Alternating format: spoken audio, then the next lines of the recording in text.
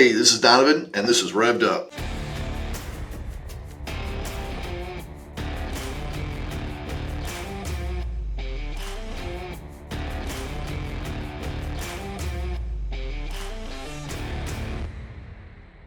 DFC Arms is a family-owned, veteran-owned and family-operated Cerakote shop, laser engraving shop, and gun store.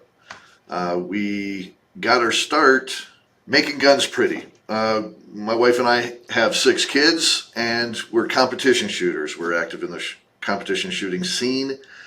My children started at a rather young age. Our youngest started shooting pistols at the age of 7.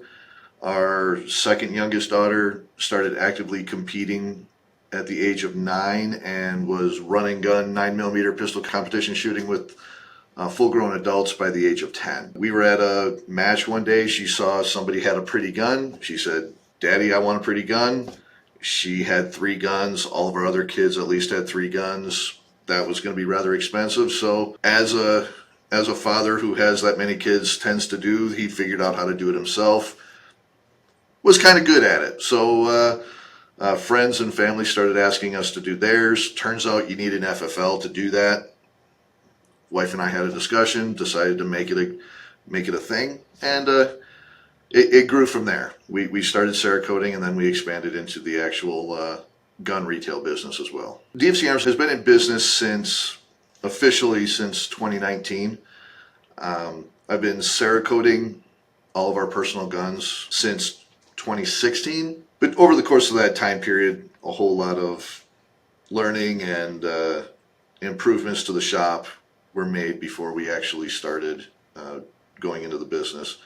But since then, we've been to Missouri, spending time with other Cerakoters. We've spent time in Oregon at Cerakote headquarters to become factory certified Cerakote applicators in order to make sure that our product is exactly what the customer wants and that it's something we can stand behind and be proud of. When we first started out Cerakoting, it was pretty basic stuff with the cups and just some of our own firearms and basic patterns. Over a course of time, I'd see something I liked and I tried to replicate it, and sometimes that meant go ahead and Cerakoting a gun, not liking it, sandblasting it back off, and starting over again.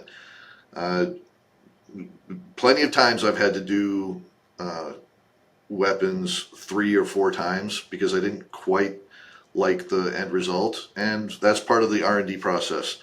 One of the biggest things that really helped us take the next step is adding a laser to our shop, which provided us the opportunity to laser wash designs into the Cerakote without actually removing the Cerakote, or even started doing Glock laser stippling. We use what's called a fiber laser. It's a certain type of laser that will allow you to engrave on both polymer as well as metal. We can actually engrave directly into metal, and we use that for manufacturing marks on to help out weapons manufacturers to get the like in a bolt gun, the caliber and the manufacturer name actually put into that. The laser will vaporize polymer on Glocks to help provide a laser stipple pattern. When you set the laser correctly, you can actually change the color of Cerakote and without removing it. So it kind of just laser washes the color in the pigment and provides another avenue of providing a different design element. When it comes to the colors, and will this color look good with this color, or how do I get this custom color, I'm an idiot. Luckily, in a previous life, my wife was a cosmetologist, and mixing hair colors and getting all the pigments right, she's an expert at that. So as most men tend to do, when I get into a situation I'm uncomfortable, I yell for my wife and she usually fixes it. So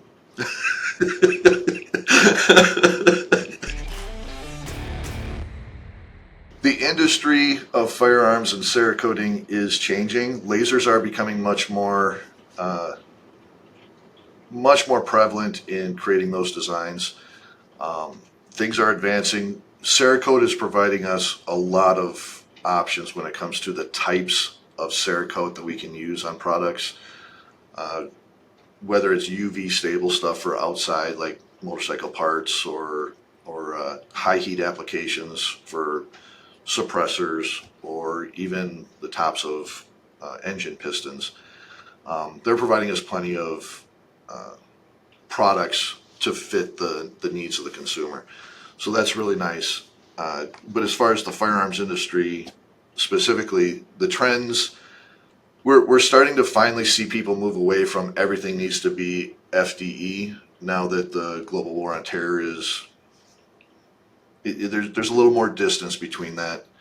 So things are going back into a lot of, woodland camo type of things, or even just getting a little bit flashy with bronzes and stuff still. People are becoming much more accepting of a little bit of color being on their firearms. For the longest time, even still today, we still have some people that come in and say, no, guns should be black, period.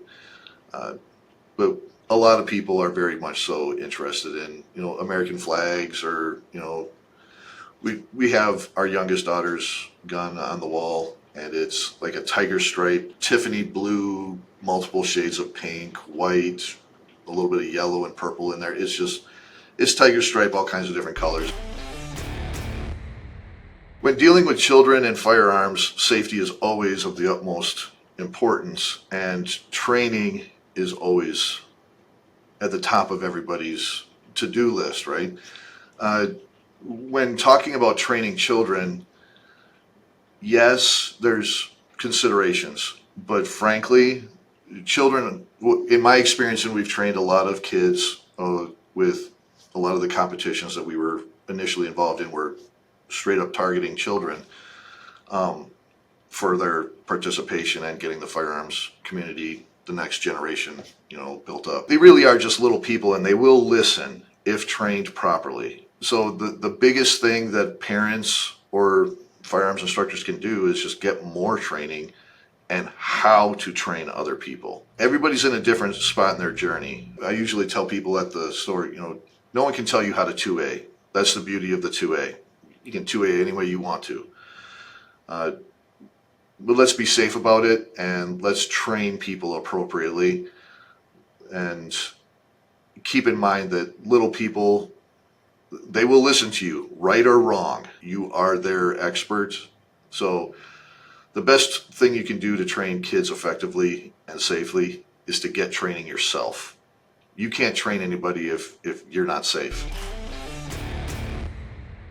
In the next 24 months, I'd like to really grow and focus on the Cerakote business even more, provide additional resources online. We are currently holding one class in-house every month. We've partnered up with USCCA. We'd like to expand our shop a little bit in order to get more people in there. We've had a fantastic turnout for the classes that we've attended that were standing room only. So we're looking at a little bit of a space issue, so we want to knock out some walls and expand a little bit. But we'd really like to get the e-commerce side of the house moving a little bit more, a little bit bigger presence in the competition scene. We do have 2 sponsored shooters out there that we support and have partnered up with. We'd like to also start sponsoring more competitions across different states, like Wisconsin, Indiana, Tennessee, and there's an all-ladies competition in Mississippi, I believe, that we're trying to get involved with there. Having 2 young daughters that were, shooters, and our second youngest that started when she was 10, she's 19 now, and she still comes home from college just to, do the monthly shooting competition with her old man. So the women and children thing is an important factor for us as a company, so we'd like to support that whenever we can. That's what's coming for the next 24 months for us. To get in contact with us, the best way is just get on the website, dfcarms.com. Our contact information is up there. Email address info@dfcarms.com, or by phone 502-501-4200. Second Amendment is under attack every single day, and there are a couple organizations out there that are doing really, really good work, at protecting our gun rights across America. The Second Amendment Foundation, Gun Owners of America, and Firearms Policy Coalition. We are members of all three. I just ask everybody to, if you are a gun owner, you really should be a member of at least one of those. They do really good work. They're fighting the good fight and maintaining our gun rights for the next generation. So, thank you.